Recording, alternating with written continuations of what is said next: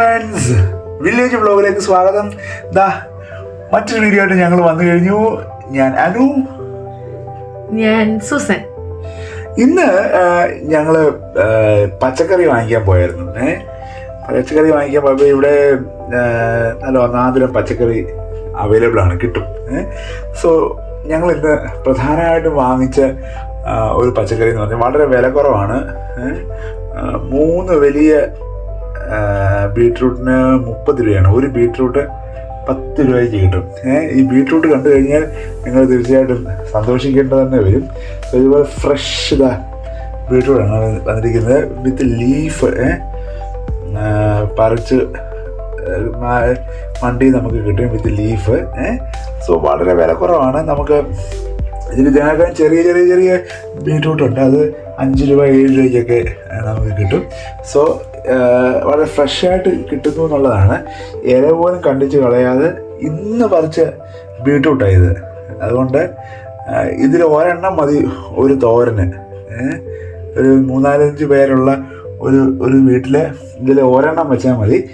So നമുക്ക് അത് ഇനഫായിട്ട് നമുക്ക് തോന്നി. ഇത് പ്രത്യേകിച്ച് അങ്ങനെ കെമിക്കലോ അങ്ങനത്തെ സാധനങ്ങളൊന്നും ചേർന്നല്ല, വളരെ ഫ്രഷ് ആയിട്ടുള്ള. ഇതിന്റെ ഇലയൊക്കെ കണ്ടാൽ തന്നെ അറിയാം, വളരെ ഫ്രഷ് ആയിട്ടുള്ള സാധനമാണ്.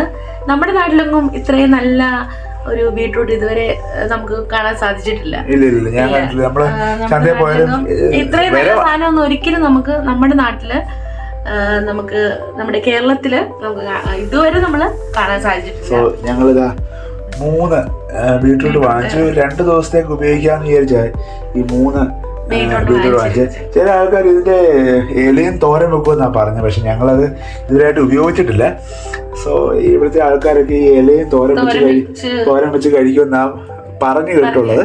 സോ ഞങ്ങൾക്കത് അറിയത്തില്ല. റൈറ്റ്. മറ്റൊരു പ്രധാനപ്പെട്ട കാര്യമാണ് ക്യാരറ്റ്.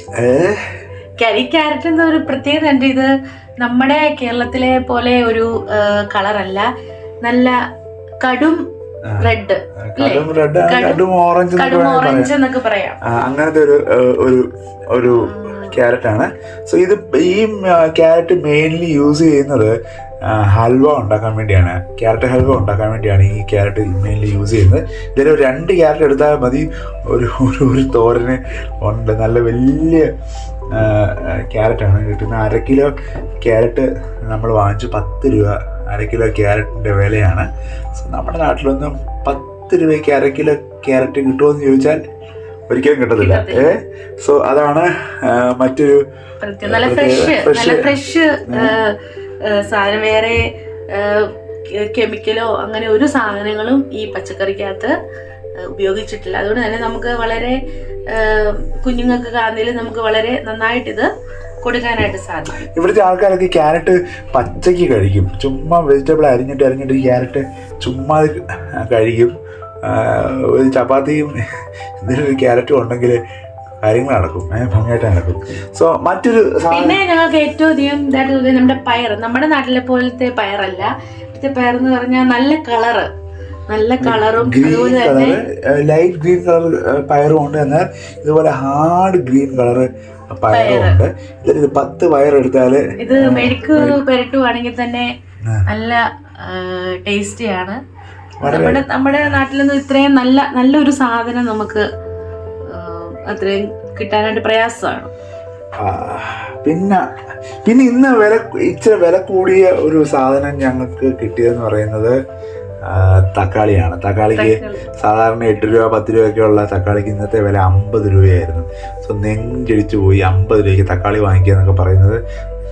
ഈ തണുപ്പ് സമയമായതുകൊണ്ട് തക്കാളിക്ക് ഇച്ചിരി വില കൂടിയതായിരിക്കാം എന്ന് വിചാരിക്കുക. തക്കാളിക്ക് 50 രൂപയാണ്. പക്ഷെ നല്ല തക്കാളിയാണ്, ഫ്രഷ് തക്കാളിയാണ്. ദേശീയ തക്കാളി ഇവിടെ കിട്ടും, എന്നാൽ ഹൈബ്രിഡ് തക്കാളികൾ ഇവിടെ കിട്ടുന്നുണ്ട്. സോ അതുകൊണ്ട് നമുക്ക് ദേശി വേണമെങ്കിൽ ദേശി വാങ്ങിക്കാം, ഹൈബ്രിഡ് വേണമെങ്കിൽ ഹൈബ്രിഡ് വാങ്ങിക്കാം. ഞങ്ങൾ സാധാരണ ഹൈബ്രിഡ് തക്കാളിയാണ് വാങ്ങിക്കാറുള്ളത്. പക്ഷെ ദേശീയ തക്കാളിക്ക് കുറച്ചുകൂടെ വില കുറവാണ്. 35 രൂപയ്ക്ക് ഇന്ന് മാർക്കറ്റിൽ ദേശീയ തക്കാളി ഉണ്ടായിരുന്നു. പക്ഷേ ഹൈബ്രിഡ് തക്കാളിക്ക് 50 രൂപ വരെയാണ്. ഇച്ചിരി കഠിനമായിപ്പോയി, ദുഃഖമുണ്ട്. ഇച്ചിരി എന്നാലും നല്ല ഒന്നാന്തരം തക്കാളിയാണ്. മറ്റൊരു ജഗജില്ലാളി ഐറ്റമാണ് ഇവിടുത്തെ നോർത്ത് ഇന്ത്യയിലെ ഏറ്റവും പ്രധാനപ്പെട്ട ഒരു പച്ചക്കറി എന്ന് വേണമെങ്കിൽ പറയാം, വെണ്ടയ്ക്ക.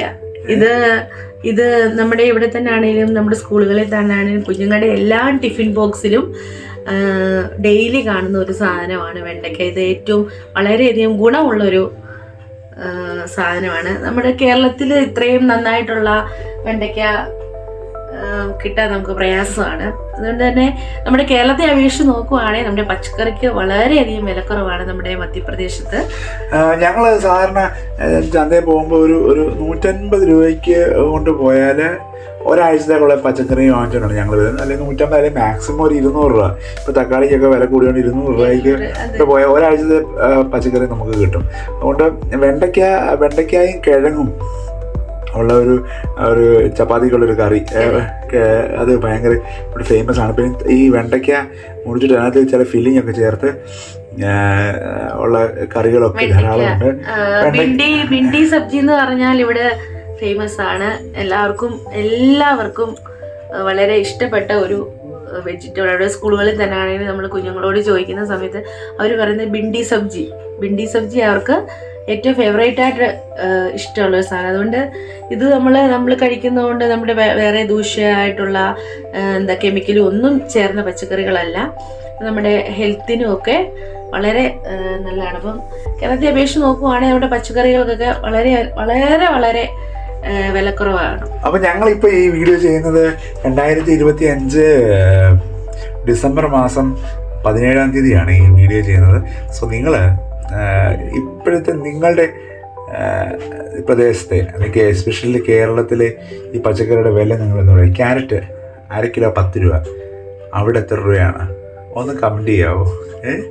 സോ ബീട്രൂട്ട് ഒരെണ്ണം 1/2 കിലോ കാണും, ഒരെണ്ണം 10 രൂപയാണ് വില.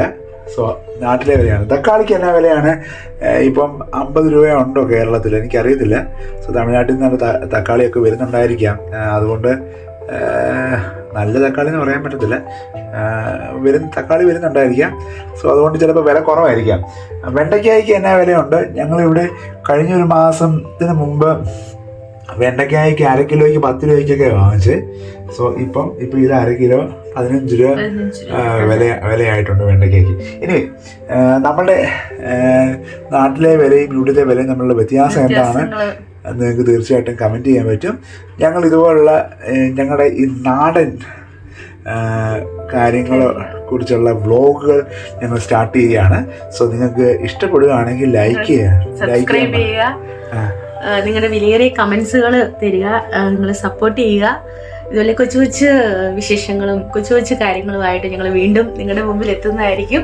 ഞങ്ങളുടെ സന്തോഷങ്ങൾ തീർച്ചയായിട്ടും കാണണം, മറക്കരുത്. ഈ ചെറിയ സംരംഭത്തെ നിങ്ങൾ ഹെൽപ്പ് ചെയ്യണം, സഹായിക്കണം. Thanks for watching. ഞങ്ങൾക്ക് 3 കുഞ്ഞുങ്ങളുണ്ട്. സോ അവരുടെ വിശേഷങ്ങളും തീർച്ചയായിട്ടും ഈ ചാനലിൽ കാണുന്നുണ്ട്. എൻജോയ് ചെയ്യാം, വീണ്ടും കാണുന്നവരെ ബൈ.